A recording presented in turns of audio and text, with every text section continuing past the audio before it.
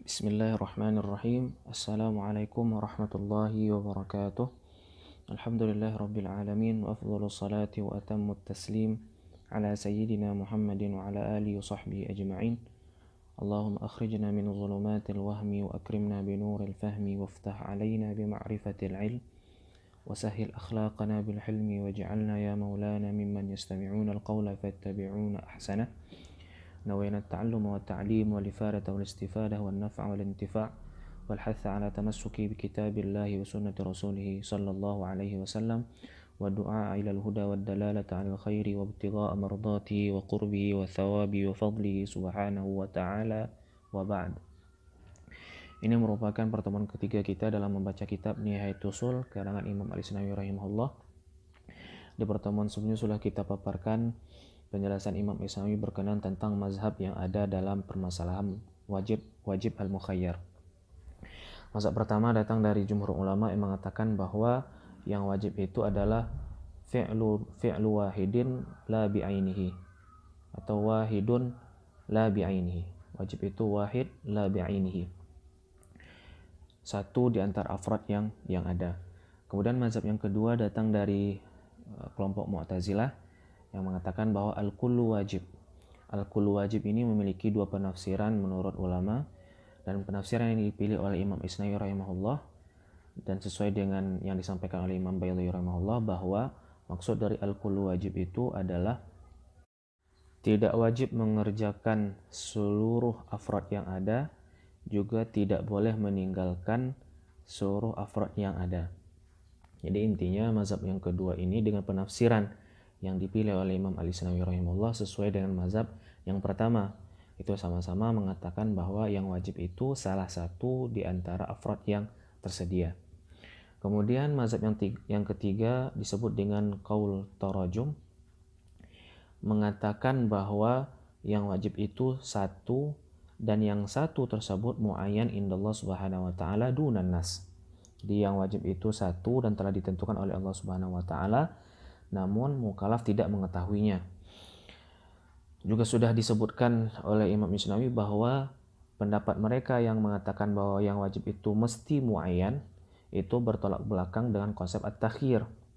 Namun mazhab ini bersikeras bahwa konsep takhir tetap bisa dipakaikan untuk perkataan mereka atau dakwaan mereka bahwa yang wajib itu muayyan indallah dunan nas, dengan tiga pendekatan, dan masing-masing pendekatan merupakan perwujudan dari taifah yang terdapat dalam mazhab yang ketiga. Dan juga sudah dijelaskan oleh Imam Isnawi dalil dan bantahan untuk masing-masing taifah tersebut. Nah, sekarang kita akan beralih kepada dalil utama dari mazhab yang ketiga, yaitu mazhab mengatakan bahwa yang wajib itu muayyan indallah dunan nas. Oke.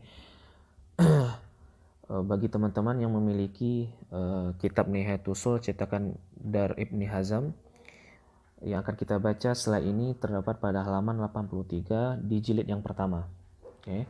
Kemudian sebelum kita lanjutkan membaca matan Minhajul Ushul, ada beberapa hal yang mesti kita perhatikan. Yang pertama, bahwa titik perbedaan antara mazhab pertama dengan mazhab yang ketiga atau mazhab jumhur dengan mazhab yang ketiga adalah mazhab jumhur mengatakan bahwa yang wajib itu salah satu di antara pilihan wajib tersebut. Kemudian mazhab yang ketiga mengatakan bahwa yang wajib itu mesti satu dan satu tersebut muayyan indallah. Oke. Jadi jelas sekali perbedaannya. Kalau mazhab ketiga mengatakan bahwa yang wajib itu satu yang muayyan. Mazhab jumhur mengatakan yang wajib itu salah satu dari pilihan yang ada. Oke. Kemudian yang kedua yang mesti kita pahami juga adalah mazhab ketiga menurut sudut pandang mereka, mazhab jumhur itu mengatakan bahwa yang wajib itu mubham. Karena menurut jumhur yang wajib itu wahid la bi'ainihi. Maka menurut sudut pandang mazhab yang ketiga, mazhab jumhur ini ibham. Mereka mendeklarasikan bahwa yang wajib itu ibham. Sedangkan menurut mereka yang wajib itu tidak boleh ibham, mesti muayyan. Oke. Padahal sebenarnya menurut mazhab jumhur bukan ibham secara mutlak, Tapi yang ibham itu ada pada afrodnya atau pada khususiatnya, bukan pada yang wajibnya. Karena yang wajibnya muayyan, yaitu kafaratul yamin.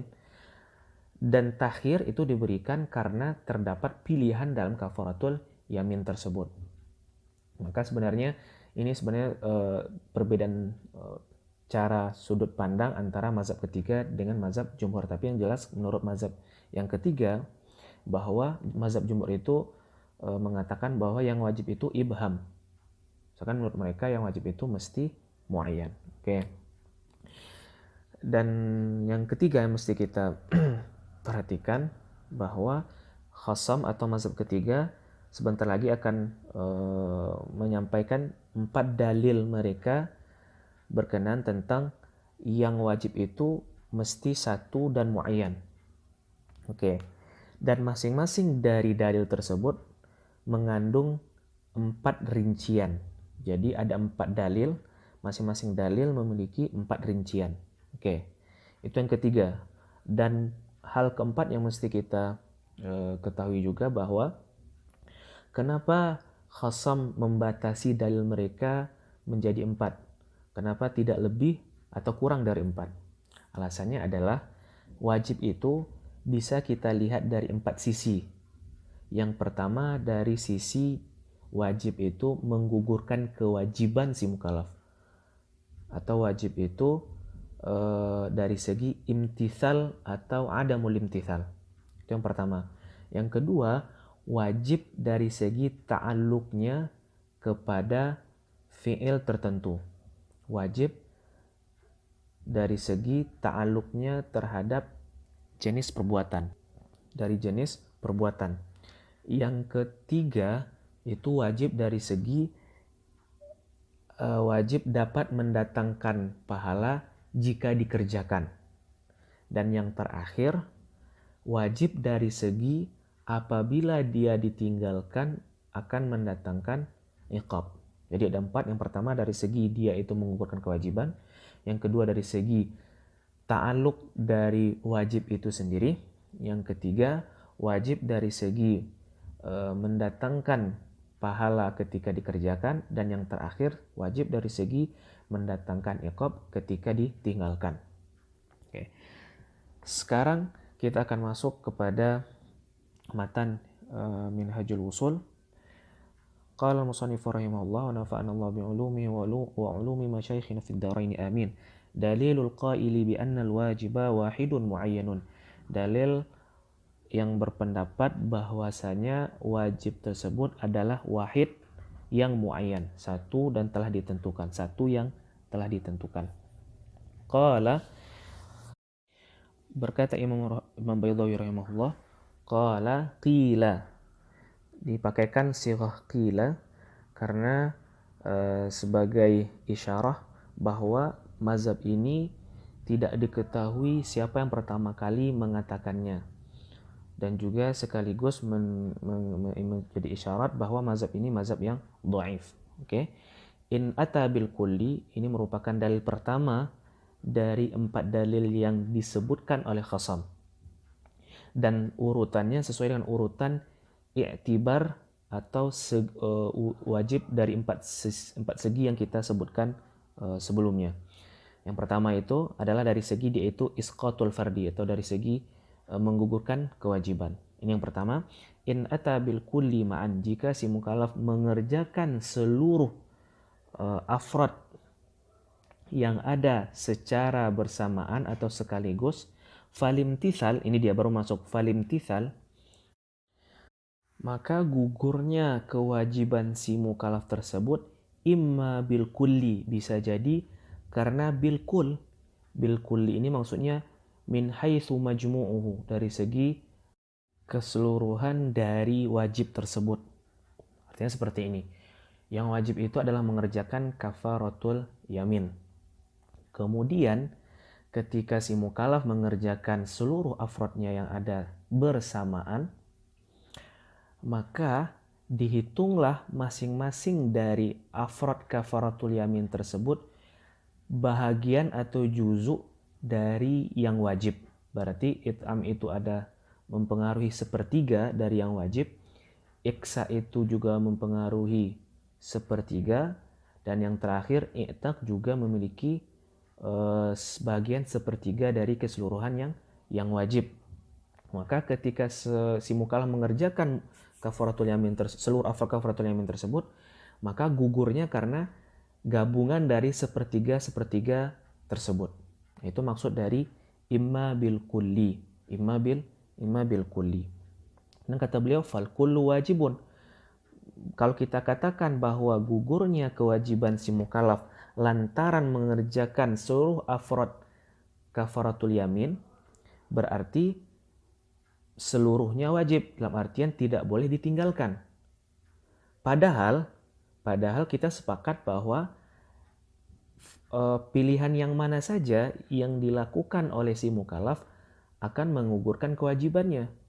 Maka kemungkinan yang pertama ini yang mengatakan bahwa alimtithal itu yahsul bil kulli batil.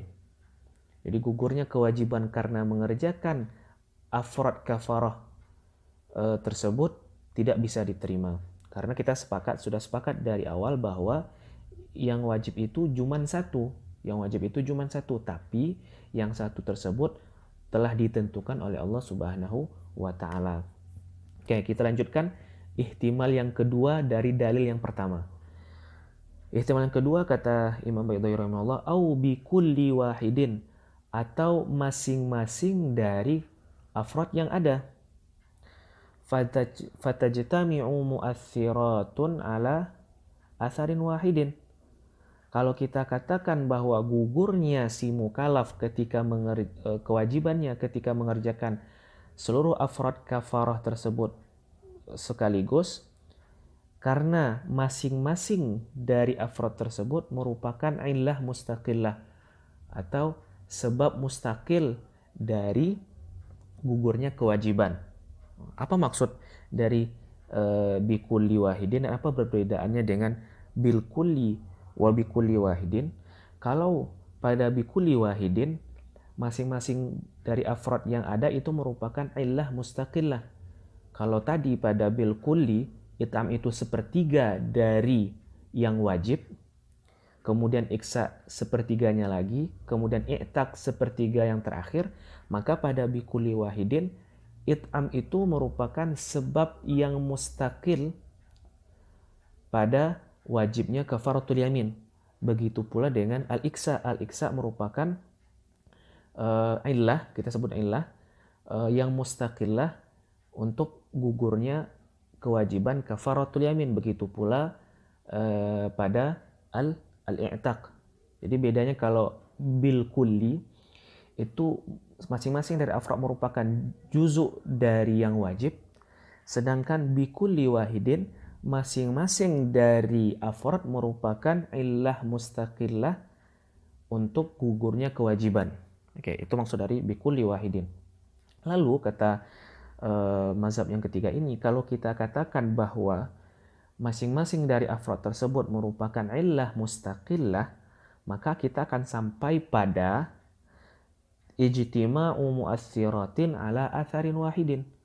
Berkumpulnya banyak mu'athirat. Mu'athirat di sini maksudnya adalah mujid atau munshi ala atharin wahidin, terhadap satu athar. Jadi ada satu athar yang disebabkan oleh banyak mu'athirat, dan ini menurut ulama tidak bisa diterima karena tidak boleh bertemunya banyak mu'athirat pada satu athar.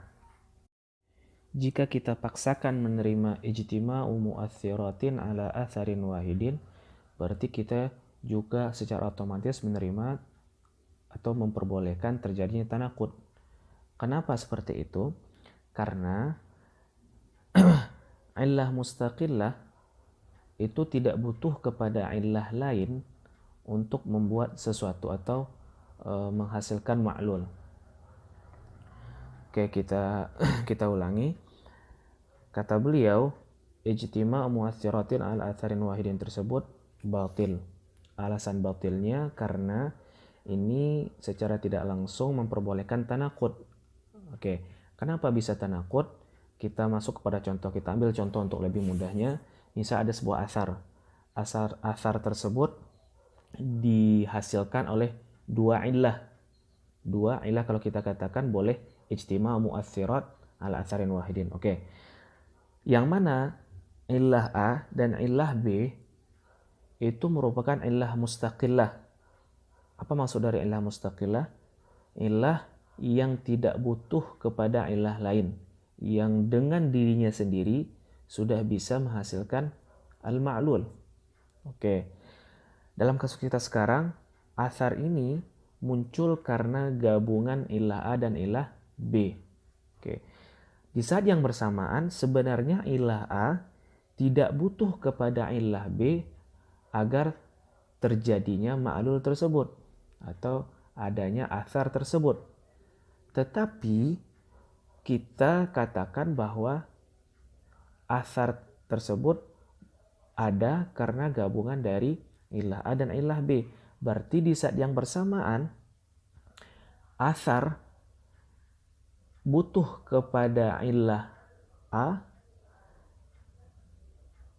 kemudian illah A walaupun dia itu illah mustaqillah butuh kepada illah B. Sehingga di saat yang bersama kita katakan dia butuh dan juga tidak butuh. Maka ini disebut dengan at-tanafi wa tanaqud. Karena sebab inilah ijtima'u mu'atsiratin ala atsarin wahidin batil. Tidak bisa diterima. Oke, kita kembali kepada matan.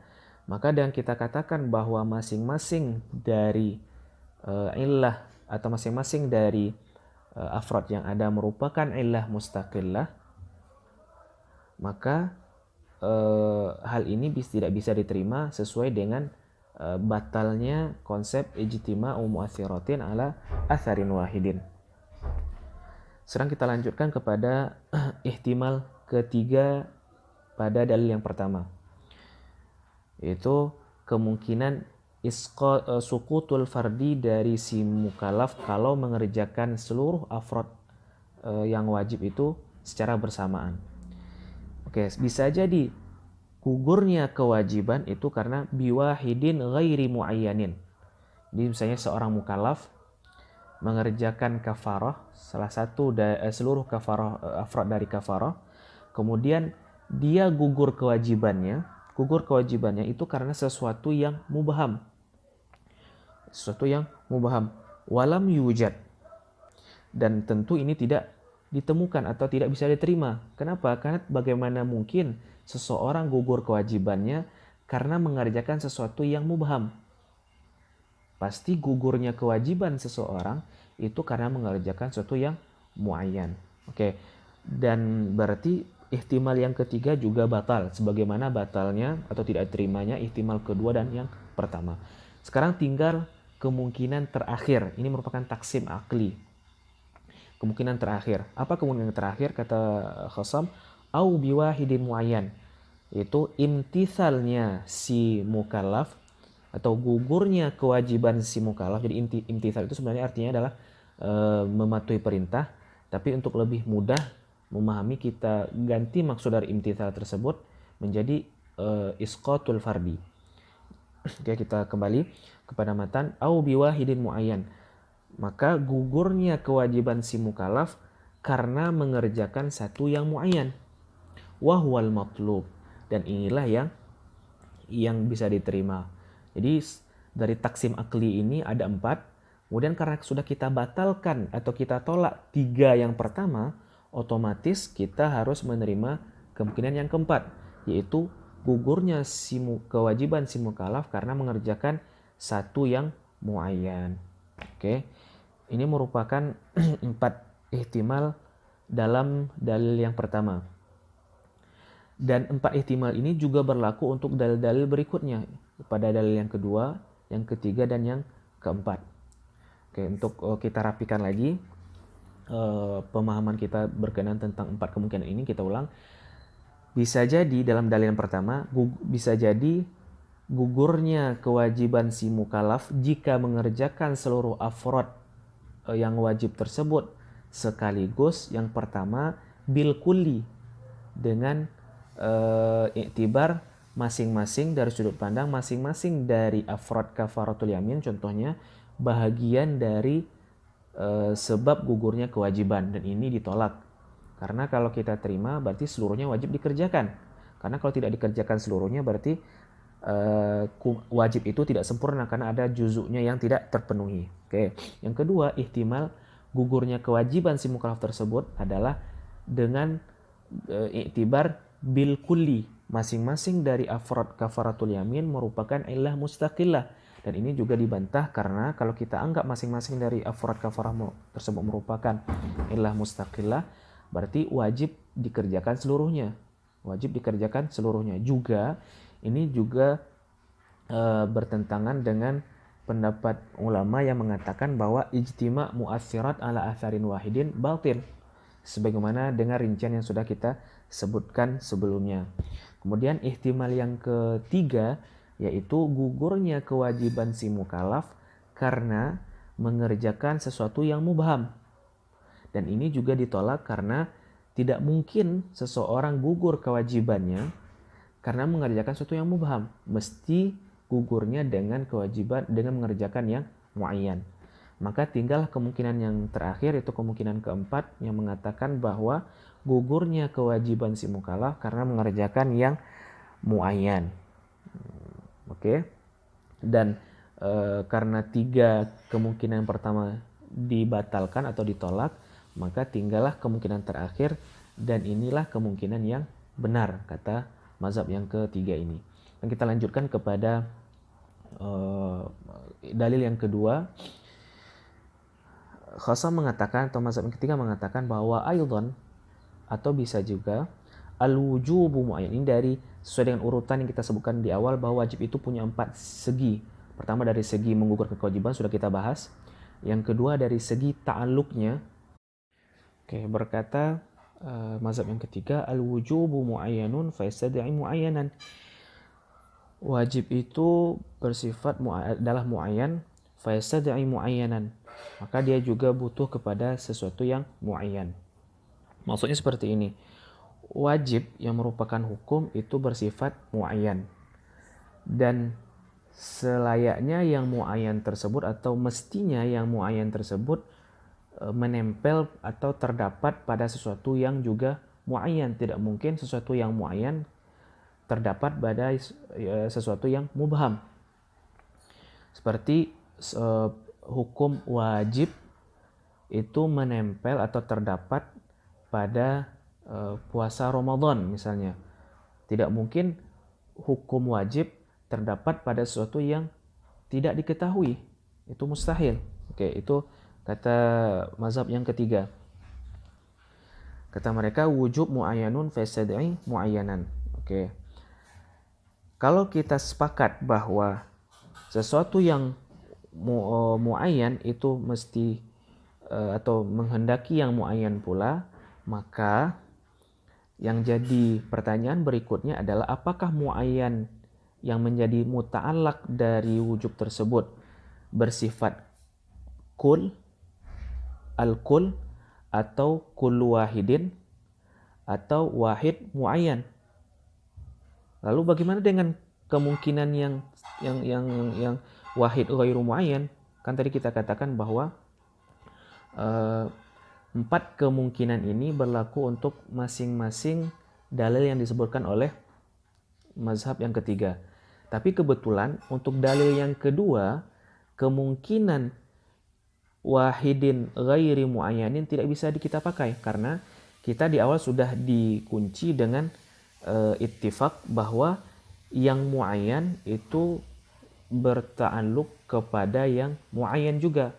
Maka secara otomatis keluarlah ihtimal yang ketiga, yaitu wahidin ghairi muayyanin. Maka tinggal 3 ihtimal, yang pertama bil kulli, yang kedua bi kulli wahidin, dan yang terakhir bi wahidin muayyanin. Maka di sini beliau tidak menyebutkan ihtimal yang ketiga, yaitu bi wahidin ghairu muayyanin. Oke. Kita ulangi, wa aidan al-wujubu muayyanun fasad'i muayyanan. Wajib itu adalah muayyan dan maka menghendaki yang muayyan pula. Kemudian sekarang kita coba untuk memakai ihtimal-ihtimal tersebut untuk kemungkinan ta'alluq dari hukum wajib tersebut. Oke, kemungkinan pertama bisa jadi wajib tersebut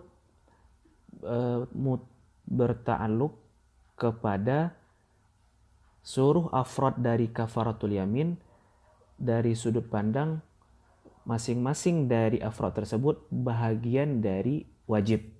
Dan ini sudah kita bantah ketika menjelaskan ihtimal pertama di dalil yang pertama. Maka di sini juga tidak bisa kita pakai.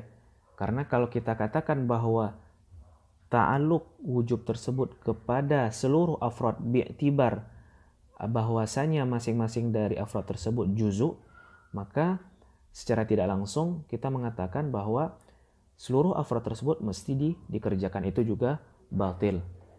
Atau sekarang kita masuk kepada ihtimal yang kedua. Ta'alluq dari wujub tersebut adalah kepada masing-masing dari afrod kafaratul yamin, dan kita anggap masing-masing dari afrod kafaratul yamin tersebut merupakan illah mustaqillah dari wujub atau dari perintah yang wajib tersebut. Dan ini juga sudah kita sebutkan bahwa tidak bisa diterima karena masalah ijtima' mu'athiratin ala atharin wahidin itu batil. Kemudian tinggallah kemungkinan yang terakhir, yaitu kemungkinan ta'alluq dari wujub tersebut kepada sesuatu yang wahid muayyan indallah subhanahu wa ta'ala. Maka kalau kita sudah batalkan dua, yaitu bil kulli wa bi kulli wahidin, dan juga sudah kita batalkan sedari awal biwahidin ghairi muayyanin, maka secara tidak langsung kita menyepakati bahwa ta'alluq wujub tersebut mestilah kepada wahidin, kepada satu muayyanin yang bersifat muayyan. Oke, itu dalil yang kedua. Sekarang kita masuk kepada dalil yang ketiga dan yang keempat beliau gabungkan di matan. Itu dari segi istihqaqul thawabi wal iqab. Istihqaqu wajib dari segi dia itu mendatangkan pahala ketika dikerjakan, dan mendatangkan iqab ketika ditinggalkan. Kata beliau, qala rahimahullah, wa kadza ats-tsawabu 'alal fi'li wal iqab 'ala tarki. Begitu pula ihtimal tadi kita bawakan kepada permasalahan pahala ketika mengerjakan dan iqab ketika meninggalkannya. Maksud seperti ini. Jika seseorang mengerjakan kafaratul yamin secara bersamaan, itu kafaratul yamin secara bersamaan, maka kita sepakat bahwa dia mendapatkan pahala. Itu mahal ittifaqnya. Tapi mahal khilafnya, karena yang manakah orang tersebut mendapatkan pahala? Apakah karena dia mengerjakan kafaratul yamin bi'tibar atau bil kulli, sebagaimana juga yang terdapat pada dalil pertama dan dalil yang kedua, atau karena bikulli wahidin, atau biwahidin ghairi muayyanin. Dan tiga hal ini sudah kita bantah di dalil-dalil sebelumnya bahwa batil. Yang pertama itu bil kulli batil, yang kedua bikulli wahidin juga batil, yang ketiga biwahidin ghairi muayyanin juga batil. Maka tersisalah satu kemungkinan terakhir, yaitu seseorang si mukallaf mendapatkan pahala karena mengerjakan wahidin muayyanin indallah subhanahu wa ta'ala. Oke. Kemudian yang untuk dalil keempat yaitu istihqaqul iqabi. Bagaimana jika si mukallaf meninggalkan seluruh afrad kafaratul yamin, atau dalam artian tidak mengerjakan sama sekali, maka mahal tifaknya si mukallaf tersebut mendapatkan iqab. Tapi mahal khilafnya lantaran bagaimanakah si mukallaf tersebut mendapatkan iqab? Apakah karena meninggalkan seluruh afrad tersebut bil kulli, bi'tibar annaha bil kulli, bahwa masing-masing dari afrad tersebut juz'un dari yang wajib, atau karena meninggalkan kulli wahidin, setiap atau masing-masing dari afrad kafaratul yamin, karena dianggap masing-masing dari kafaratul yamin tersebut merupakan illah mustaqillah, atau si mukallaf mendapatkan iqab karena meninggalkan sesuatu yang ghairi muayyan atau yang mubham. Dan tiga kemungkinan ini dianggap batal oleh mazhab yang ketiga, sebagaimana sudah kita sebutkan di dalil sebelumnya. Maka tersisalah kemungkinan terakhir, yaitu si mukallaf mendapatkan iqab karena meninggalkan salah satu atau yang muayyan indallah subhanahu wa ta'ala. Itu merupakan dalil terakhir dari Khasam berkenan tentang yang wajib itu mesti wahidun dan muayyan indallah subhanahu wa ta'ala. Oke. Maka diakhirilah dalil ini oleh Khasam dengan ungkapan mereka, fa'idzan al-wajibu wahidun muayyanun. Maka yang wajib itu bisa kita pahami bahwa hanyalah satu dan muayyan. Karena kemungkinan bil kulli dan kemungkinan bi kulli wahidin dan biwahidin ghairi muayyanin itu tidak bisa diterima. Maka tinggallah kemungkinan terakhir, yaitu al-wajibu wahidun muayyanun. Oke, sekarang kita beralih kepada syarah Imam Al-Isnawi terhadap matan yang kita baca barusan. Semoga di syarah ini lebih jelas, karena kalau kita cuma berpedoman kepada matan memang agak sedikit rumit. Kita lanjutkan dengan syarah. Aqulu, berkata Imam Isnawi rahimahullah, ihtajja dzahibu ila anna al-wajiba wahidun muayyanun bi anna fi'al al-wajibi lahu sifatun. Aku berkata, kata Imam Isnawi rahimahullah, ihtajja dzahibu, berhujjah orang yang berpendapat ila anna al-wajiba, bahwa yang wajib tersebut wahidun muayyanun, adalah satu dan bersifat muayyan, dengan, ini hujah mereka, anna fi'al wajibi, bahwasanya mengerjakan yang wajib, lahu sifatun, punya 4 segi. Wahia yaitu isqatul fardi, yang pertama fi'lul wajib dari segi menggugurkan kewajiban. Jadi wajib dari segi menggugurkan kewajibannya.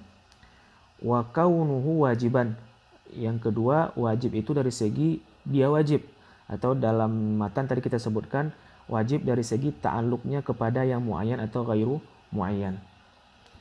Yang ketiga wastihqaqu thawabil wajibi, ketika seorang mengerjakan yang wajib, bagaimana dia bisa memperoleh thawab wajib, atau yang ketiga ini kita sebut dengan wajib dari fi'lul wajib dari segi mendatangkan pahala wajib.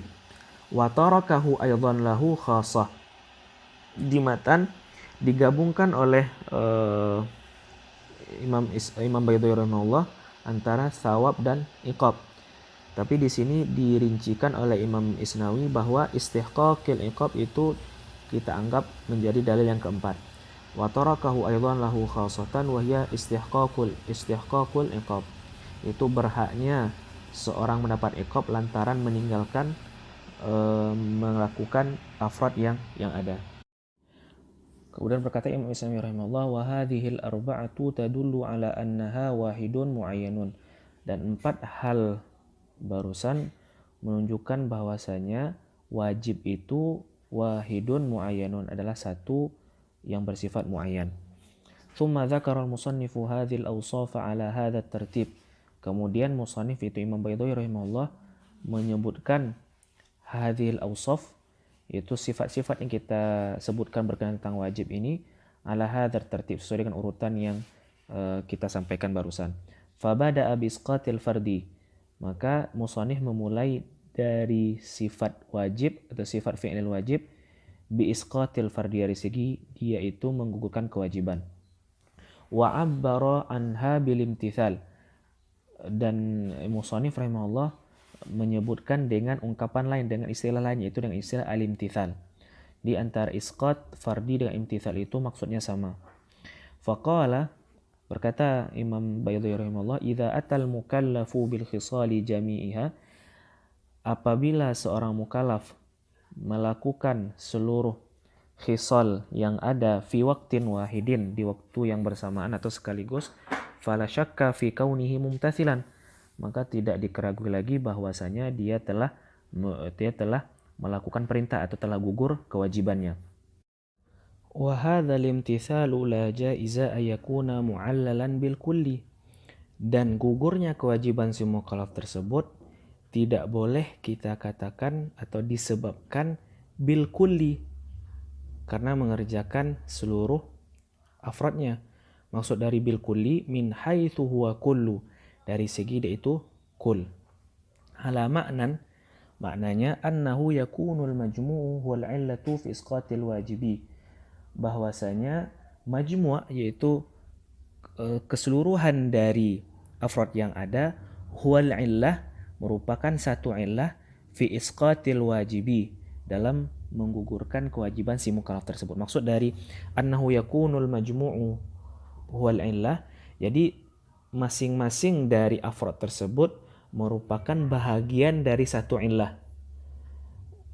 It'am itu sepertiga, iksa itu sepertiga, i'tak itu sepertiga, dan seluruhnya merupakan satu illah dalam menggugurkan kewajiban si mukallaf. Wa kullu wahidin, ini dia, wa kullu wahidin juz'un min ajza'il illati, dan masing-masing dari afrod tersebut merupakan bahagian dari bahagian-bahagian illah. Wa huwal musamma, dan ini juga disebut dengan bil kulliyil majmu'i, dengan kulli al majmu'i. Li'annahu yalzamu ayyakunal kullu wajiban, karena kalau kita terima konsep ini akan melazimi seluruh dari afrod tersebut wajib. Kenapa? Karena kalau kita tinggalkan satu saja, maka illah tersebut tidak lagi sempurna. Kalau illah tidak sempurna, maka tidak gugur kewajiban si mukallaf. Ini ihtimal yang pertama, yaitu dengan bilkul. Sekarang masuk kepada ihtimal yang kedua, yaitu bikulli wahidin. Kata beliau, wala jaiza ayakuna mu'allalan bikulli wahidin. Juga tidak boleh kita katakan bahwa gugurnya kewajiban si mukallaf karena telah mengerjakan seluruh dari afrod yang ada. Wahuwal musamma, dan ini disebut dengan itu kulli wahidin, disebut dengan bil kulli at-tafsili, berbeda dengan bilkul. Bilkul itu bil kulliyil majmu'i, sedangkan bi kulli wahidin itu bil kulliyit tafsili. Alasannya kenapa kita tidak bisa terima bahwa masing-masing dari afrod tersebut merupakan illah mustaqillah terhadap gugurnya kewajiban si mukallaf, li'annahu yalzamu ijtima'u mu'athiratin, karena konsep ini melazimi atau mengharuskan kita untuk menerima ijtima'u mu'athiratin, berkumpulnya atau terdapatnya banyak mu'athirat, wahia, dan dalam kasus kita sekarang al-i'taq, was-siyam, wal-it'am. Pertama i'taq, yang kedua siyam, yang ketiga it'am. Di sini ada perbedaan yang beliau sebutkan dengan yang beliau sebutkan sebelum, karena yang sebelumnya beliau sebutkan adalah al-it'am, kemudian al-iksa, dan i'taq di sini tidak kita temukan al-iksa, karena di sini beliau memasukkan lanjutan dari ayat Al-Maidah 89 tersebut, yaitu faman lam yajid fasiyamu thalathati ayyam. Kan di awal di dalam ayat disebutkan fakaffaratu it'amu asharati masakin min awsati ma tut'imuna ahlikum aw kiswatuhum aw tahriru raqabah. Faman lam yajid fasiyamu thalathati ayyam. Jadi di sini beliau memasukkan siyam sebagai ganti dari al-iksa. Kemudian beliau lanjutkan ala atharin wahidin, terhadap satu athar. Yang dimaksud dengan satu athar tersebut adalah al-imtithal, wa huwa al-imtithal. Wa dzalika muhalun, dan ijtima' mu'athirat ala atharin wahidin itu mustahil atau batil. Sekarang beliau sebutkan alasannya. Li'anna isnadahu, di sini kembali kepada al-imtithal, berarti li'anna isnada al-imtithal ila hadza, karena ketika kita sudah katakan atau kita sandarkan terjadinya imtithal karena satu sebab, yastaghni bihi an isnadihi ila dzaka, maka dia berarti tidak butuh lagi untuk disandarkan kepada sebab yang lain. Jadi karena dia sudah ada karena satu sebab, maka tidak butuh lagi kepada sebab yang lain, atau ketika dia sudah ada karena satu illah, maka illah lain tidak dibutuhkan. Kemudian di saat yang bersamaan kata beliau, wa isnaduhu ila dzaka yastaghni bihi an isnadi ila haza. Lalu ketika kita sandarkan dia kepada sebab yang kedua, yastaghni bihi an isnadi ila hadza, maka tidak butuh dia athar tersebut atau imtithal tersebut disandarkan kepada sebab yang pertama. Jadi yang pertama li'anna isnadahu ila hadza itu athar diisnadkan kepada A, maka tak butuh lagi kepada pengisnadannya kepada B. Lalu ketika kita isnadkan athar kepada B, berarti dia tidak butuh lagi kepada A. Oke. Fayastagni bi kullin minhuma anil akhar. Maka masing-masing dari keduanya tidak butuh kepada yang lain. A tidak butuh kepada B untuk menciptakan athar. B juga tidak butuh kepada A untuk menciptakan athar tersebut. Karena masing-masing mustaqil dalam menghasilkan athar atau membuat athar. Wa yaftaqiru likullin minhuma, dan masing-masing dari keduanya butuh kepada yang lain. Fayakunu muhtajan ilaihima ma'an wa ghaniyan anhuma ma'an. Maka kalau seperti ini jadinya masing-masing dari keduanya butuh kepada yang lain, kemudian di saat yang bersamaan tidak butuh kepada yang lain. Oke. Kata beliau, athar ini muncul karena dua ilah. Dan masing-masing dari ilah ini merupakan ilah mustaqillah. Harusnya ketika A sudah bisa menghasilkan athar, ia tidak butuh kepada B. Begitu pula sebaliknya dengan B. B ketika sudah bisa menghasilkan athar, maka tidak butuh lagi kepada A. Tapi karena kita katakan dia ijtima' mu'athir ala atharin wahidin, berarti terjadi tanakud. Butuh di satu sisi dan tidak butuh di sisi lain di saat yang bersamaan. Maka karena ada kontradiksi ini, ijtima' mu'athirat ala atharin wahidin tidak bisa diterima. Sekarang kita masuk kepada ihtimal yang ketiga, yaitu biwahidin ghairi mu'ayyanin. Wala jaiza ayakuna limtithalu mu'allalan biwahidin ghairi mu'ayyanin. Dan juga tidak boleh kita katakan bahwa gugurnya kewajiban orang tersebut karena mengerjakan satu yang ghairi mu'ayyan atau sesuatu yang mubaham. Li'annahu la wujuda lahu. Karena yang ghairu mu'ayyan tersebut tidak ada wujud fil kharij, tidak punya wujud dalam waqi'. Idh kullu mawjudin fahuwa fi nafsihi muta'ayyan. Karena setiap yang mewujud fi nafsihi muta'ayyan, secara tidak langsung dia itu muta'ayyan. Wala ibhama albattah fil wujudil khariji, dan tidak ada sifat ibham sama sekali fil wujudi al khariji. Oke, di sini kata beliau, dan tidak ada sifat ibham sama sekali dalam wujud khariji. Apa itu wujud khariji? Jadi wujud itu bisa jadi fil kharij atau fil dhihni. Apa perbedaan wujud fil dhihni dengan wujud fil kharij? Wujud fil kharij itu yang memiliki athar seperti api. Api ketika ada di depan kita, dia bisa membakar. Dan keberadaan api di depan kita itu disebut dengan wujud al-khariji. Lalu, tasawur kita terhadap api fi dhihin itu disebut dengan al-wujudu al-dhihni atau al-wujudu zilli. Perbedaannya, wujud zilli itu tidak memiliki asar.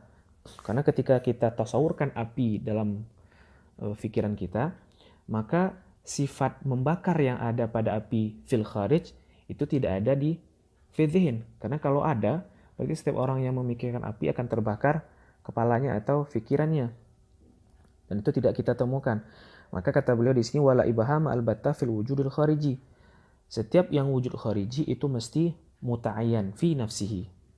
Karena kalau dia tidak muta'ayyan fi nafsi, berarti bukan lagi disebut dengan wujud khariji, tapi wujud adz-dzihni. Oke. Kita lanjutkan. Innamal ibhamu fi dzihni faqat, hanya saja ibham itu ada pada fi dzihn atau al-wujud adz-dzihni atau wujud az-zilli.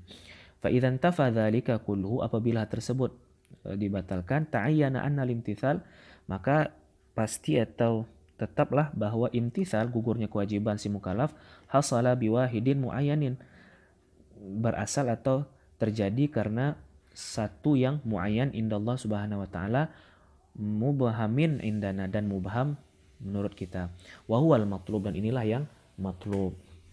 Oke, wa qauluna, sekarang kita masuk kepada dalil yang kedua. Jadi beliau telah selesai menyebutkan dalil yang pertama dengan 4 kemungkinannya.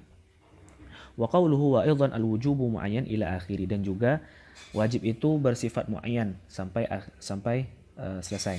Wa hadza dalilun tsanin ala anna al-wajiba wahidun muayyanun.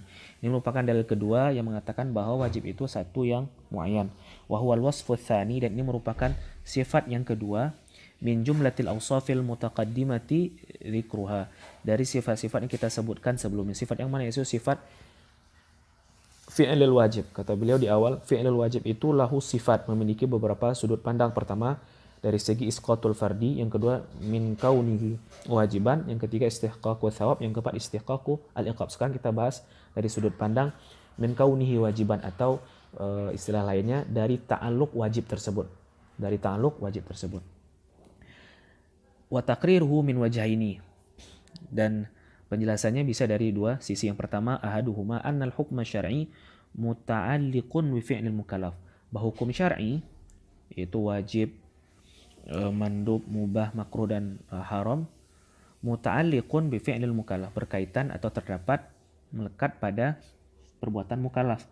Wal wujubu hukmun muayyanun, wajib itu hukum yang muayyan. Maksud muayyan, lahu wujud, yang telah jelas maksudnya, itu maksud muayyan di sini. Min bainil ahkamil khamsah, dari hukum-hukum yang 5. Wa huwa ma'nan minal ma'ani, dan wajib tersebut merupakan salah satu dari makna. Fa yastad'i mahallan muayyanan, maka juga dia menghendaki mahallan, tempat, muayyanan, yang muayyan, ya ta'allaqu bi, yang fungsinya sebagai tempat melekatnya hukum tersebut. Wa yusafu zalikal mahallu bi annahu wajibun, dan disifatilah tempat tersebut dengan wajib. Jadi ada perintah yang namanya ijab, itu khitabullah, talab jazim. Ini disebut dengan khitab syar'i. Kemudian dia berta'alluq kepada salah satu fi'lul mukallaf. Ta'alluqnya tersebut dinamakan dengan wujub, dan tempat berta'alluqnya tersebut kita sifati dengan wajib. Lianna ghairal muayyan la yunasibul muayyan, karena sesuatu yang tidak muayyan tidak pantas untuk yang muayyan. Berarti yang mubaham tidak pantas untuk yang muayyan. Wala wujuda lahu aidan fi nafsihi, dan juga yang ghairu muayyan juga tidak memiliki wujud fi nafsihi. Sebagaimana kita jelaskan tadi dalam masalah al-wujudu al-khariji dan al-wujud al-dhihni. Karena yang ma'dum itu la wujuda lahu fi nafsihi. Fayamtani'u wasfuhu bil wujub. Maka karena dia itu ma'dum atau la wujuda lahu, tidak boleh kita sifati dia dengan wujub. Karena sesuatu yang ma'dum, bagaimana mungkin kita sifati dianya dengan wajib atau yang lainnya. Oke, listihalati ittisafil ma'dumi bis sifati thubutiyah, karena mustahil mensifati sesuatu yang ma'dum dengan sifat yang thubutiyah. Thubutiyah maksudnya sifat wujudiyah. Fabatala ayyakuna ghaira muayyanin, maka batalah bahwa ta'alluq dari fi'lul mukallaf tersebut ta'alluq dari hukum tersebut ghairu muayyan. Oke, mestilah ta'alluqnya juga muayyan. Oke, sekarang kita sepakat bahwa ta'alluq hukum syar'i tersebut mesti muayyan. Sekarang apakah muayyannya bil kulli atau bi kulli wahidin atau bi wahidin muayyanin? Lalu bagaimana dengan bi wahidin ghairi muayyan? Sudah kita bantah dari awal. Karena ta'alluqnya mesti muayyan. Kalau yang ghairi muayyan maka sudah dibatalkan dari awal. Sekarang kita masuk kepada 3 kemungkinan yang tersisa. Wala jaiza ayakunal muayyanu wal kull. Maka tidak boleh bahwa ta'alluqnya tersebut kepada setiap afrad bi'tibar bahwasanya masing-masing dari afrad tersebut juzuk dari illah. Sebagaimana dengan bantahan yang sama dengan yang kita sampaikan di dalil yang pertama. Wala kullu wahidin, begitu pula tidak boleh ta'alluqnya kepada masing-masing dari afrad bi'tibar annaha illatun mustaqillah. Li'adami wujubiha, karena tidak wajibnya masing-masing dari afrad tersebut. Nah, kita sepakat di awal bahwa mukallaf tidak punya kewajiban untuk mengerjakan seluruh afrad kafaratul yamin, cukup mengerjakan salah satu saja. Maka ketika kita katakan bahwa yang wajib itu cuma salah satu, berarti secara otomatis kemungkinan bil kulli wa bi kulli wahidin batil. Fata'ayyana ayyakuna wahidan wa huwal matlub. Maka tersisilah kemungkinan terakhir, yaitu ta'alluq hukum wujub tersebut kepada satu yang muayyan saja. At-taqrirul tsani. Sekarang kita masuk kepada at-taqrir ats-tsani. Annal fi'lal ma'mura bihi, bahwasanya perbuatan yang diperintahkan atau perintah Allah Subhanahu wa taala yusqitul hukmal muta'allika bisyakhsi, menggugurkan hukum yang berkaitan dengan seseorang. Wal wujubu hukmun muayyanun min bainil ahkamil khamsati, dan wujub merupakan hukum muayyan di antara hukum-hukum yang 5. Maksudnya di sini adalah hukum yang jelas maksudnya. Fasad'i fi'lan muayyanan yasqutu bihi. Maka karena hukum wajib tersebut muayyan, dia juga butuh kepada fi'il yang juga muayyan, yang bisa menggugurkan kewajiban tersebut. Oke, kata beliau, wa ya'ti ma qulnahu bi'ainihi ila akhirih. Kemudian lanjutannya sesuai dengan atau sama persis dengan at-taqrir awal, itu wala jaiza ayakunal muayyan huwal kull ila akhirih. Oke. Wa taqrirul awal wal madhkuru fil mahsuli wal hasili wa ghairihima. Takrir yang pertama itu disebutkan di kitab mahsul dan hasil kitab-kitab lainnya. Walakin fihi ba'du taghyirin lil madhkuri huna, tapi terdapat sedikit perbedaan antara kitab asal dan kitab ikhtisar dan kitab syarahannya. Wa sarraha al-imamu bi anna dhalika fima idza ata bil kulli ma'an. Imam menyebutkan bahwa kemungkinan ini atau dalil ini berlaku ketika si mukallaf mengerjakan seluruh afrodnya bersamaan. Wa yahtamilu farduhu aidan qabla al-ikhraji, dan ini seharusnya atau bisa juga berlaku ketika si mukallaf belum mengerjakannya. Ini berarti cuma tasawur fil akli saja. Kalau yang kemungkinan disampaikan oleh Imam Baydhawi, kalau sudah memang dikerjakan oleh si mukallaf. Menurut Imam Isnawi ini juga berlaku kalau misalnya si mukallaf mentasawurkannya fil akli. Dan qala rahimahullah wa qawluhu wa kadza thawabu 'ala al-fi'li wal iqabi 'ala at-tarki, ini merupakan al-wasfu tsalis war rabi'. Begitu pula yang berlaku untuk thawab ketika mengerjakan dan iqab ketika meninggalkan. Kata Imam Sunni, wa hadza huwal wasfu tsalis war rabi', ini merupakan sifat yang ketiga dan yang keempat, minal awsafil mutaqaddimati lil wajibi, dari awsaf yang telah disebutkan berkenaan tentang wajib. Adalah ala annal wajiba wahidun muayyanun, yang menunjukkan bahwa yang wajib itu mestilah satu dan bersifat muayyan. Wa taqriruhu penjelasannya adalah annahu idza ata bil kulli fala syakka fi annahu yuthabu thawabal wajibi, bahwasanya apabila si mukallaf mengerjakan seluruh khisal kafarah bersamaan, fala syakka, maka tidak dikeragui fi annahu, bahwasanya dia yuthabu thawabal wajibi, mendapatkan pahala wajib. Apa itu maksud dari pahala wajib? Itu pahala karena telah mengerjakan kafaratul yamin.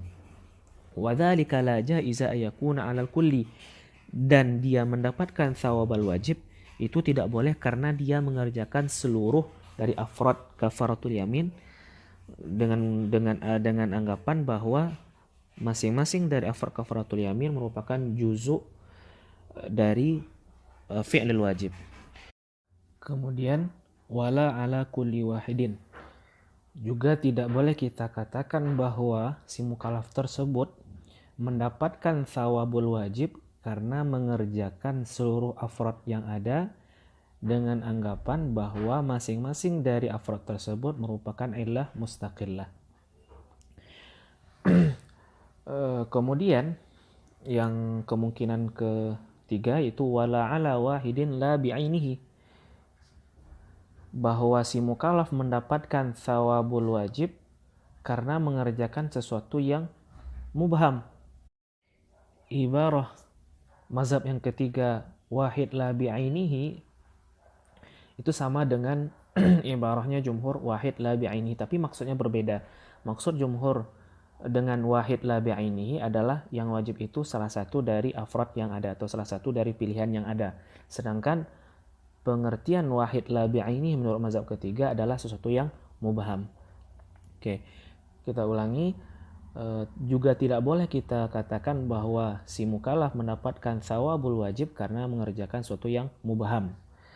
Lima taqaddama Fata'ayyana ayyakuna ala wahidin muayyanin, sesuai dengan yang telah disebutkan sebelumnya, yaitu tidak boleh bil kulli, juga dengan bikulli wahidin, karena kalau kita katakan bil kulli atau bikulli wahidin ini mewajibkan seluruhnya. Juga untuk khusus untuk bikulli wahidin kita memakai ijtima' mu'athirat ala atharin wahidin wa huwa batil. Dan juga tidak boleh kita pakai kemungkinan yang ketiga, itu thawabul wajib dengan wahid la bi'ainihi. Fata'ayyana ayyakuna ala wahidin muayyanin, maka tetaplah bahwa thawabul iqab itu diperoleh ala wahidin muayyanin, karena satu yang muayyan. Kesimpulannya, fayakunul wajibu wahidan muayyanan, maka wajib tersebut adalah satu yang muayyan. Oke, kita lanjutkan kepada al-wasfur rabi', itu istihqaqul iqab. Wa kadzalika idza tarakal kulla, begitu pula apabila si mukallaf meninggalkan seluruhnya, itu meninggalkan seluruh afrad, la jaiza ayyu'aqab 'alal kulli, tidak boleh dia diiqab lantaran meninggalkan seluruh afrad yang ada dengan anggapan bahwa masing-masing dari afrad tersebut juzuk dari illah, wala ala kulli wahidin, juga dia diiqab bukan karena meninggalkan seluruh afrad dengan anggapan bahwa masing-masing dari afrad tersebut illah mustaqillah.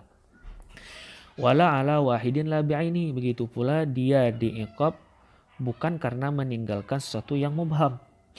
Lima qulnahu, sebagaimana telah kami sebutkan sebelumnya. Falam yabqa illal muayyan, maka tidak tersisa kemungkinan kecuali kemungkinan yang terakhir, itu al-muayyan. Fathabata bihadzal adillatil arba'ati annal wajiba wahidun muayyanun indallah, maka tetaplah dengan 4 dalil barusan bahwasanya yang wajib itu satu dan muayyan menurut Allah Subhanahu wa taala, mubhamun indana, dan mubham menurut mukallaf. Wa'lam annahu la kalama fi annahu yuthabu 'alal kulli idza ata bidzalika ma'an.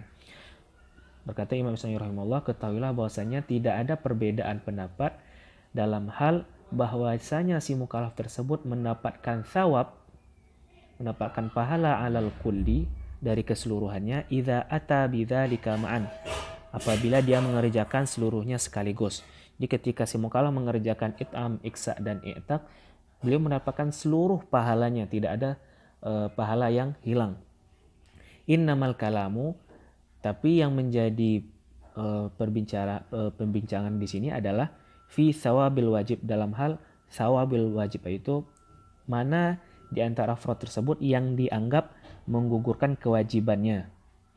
Kama nassa alaihi fil mahsuli wal hasili ghairihima, sebagaimana disebutkan oleh Imam Fakhr ar-Razi dan Tajuddin al-Armawi fil mahsuli wal hasil, dan kitab-kitab lainnya.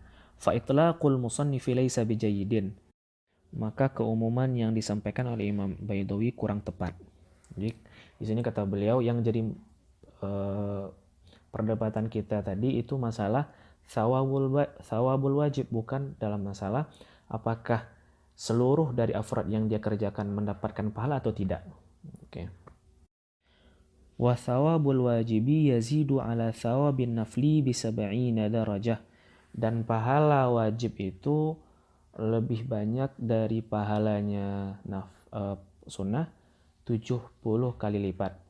Qalahu Imamul Haramaini wa ghairuhu, sebagaimana disampaikan oleh Imam Haramain dan ulama-ulama lainnya. Wa awradu fihi hadisan, mereka menatakan hadis berkenaan tentang perbedaan pahala antara wajib dan al-mandub. Baiklah, untuk pertemuan kali ini kita cukupkan sampai di sini. Insyaallah pada pertemuan berikutnya akan kita jelaskan bantahan dari Imam Baidawi terhadap seluruh dalil mazhab ketiga yang baru kita sebutkan barusan. Semoga apa yang kita baca barusan bisa dipahami. Wa fil khitami nas'alullah ta'ala ay yu'allimana ma yanfa'una wa yanfa'na ma 'alimna wa yazidna ilma wa ay yaj'ala ma qulnahu wa ma sami'nahu zadan ila husni masirin ilaihi wa i'tadan ila yaumil qudumi 'alaihi innahu bikulli jamilin kafil wa huwa hasbuna wa ni'mal wakil. Wa sallallahu wa sallim wa barik ala nabiyyina Muhammadin wa ala alihi wa sahbihi ajma'in. Wassalamu alaikum warahmatullahi wabarakatuh.